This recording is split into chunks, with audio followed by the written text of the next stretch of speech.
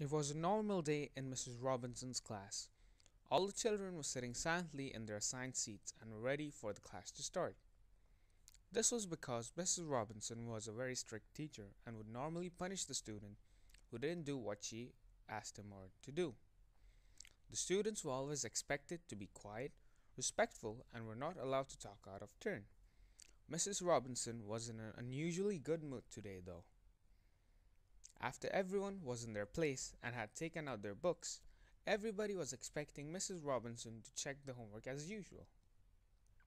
All the children did their homework regularly because they knew Mrs. Robinson would check their homework every time without fail, and they knew very well that to get away with not doing the homework, you had to have a very good reason, or else she'd make the person do it 2 times.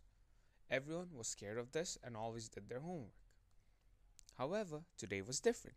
Lazy John hadn't done the homework because he had forgotten to do it, because the day before he was busy watching his favorite cartoon, and when his mother asked him if he had any homework, he said that he didn't have any, so his mother let him watch TV for a longer time.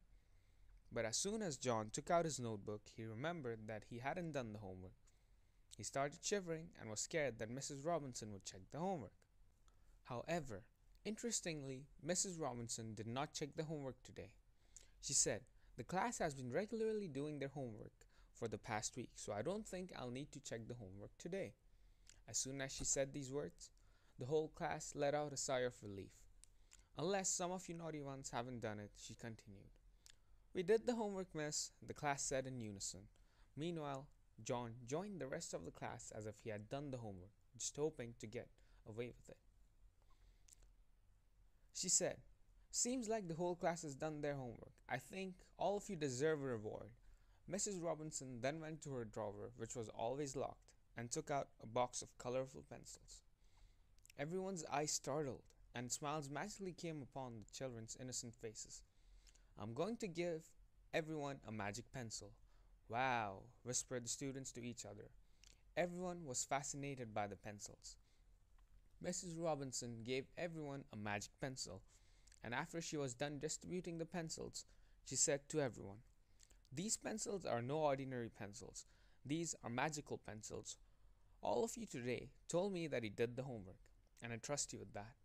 However, if you are not telling me the truth, the pencil will grow by an inch overnight, and tomorrow I'll check whose pencil grew, and that will tell me who didn't do the homework today and lied to me."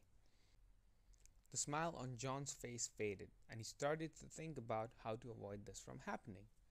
The day passed, and John got home. That day, all he could think about was the magic pencil and how it would grow. He kept thinking about it, and sure enough, he found a way to avoid being caught by the teacher. He thought to himself, "If I sharpen the pencil and make it shorter by an inch, the length of the pencil would remain the same, and so the teacher wouldn't know that I was not telling her the truth." The next day, he entered the classroom, almost confident that the teacher would know about him not doing the homework. Mrs. Robinson then asked everyone to take out their magic pencils and put them on their desk. She checked everyone's pencil and stopped at John's desk. She looked at John's pencil and said, "You didn't do the homework yesterday, didn't you?" John was surprised to hear this and was shocked because he didn't know what to say.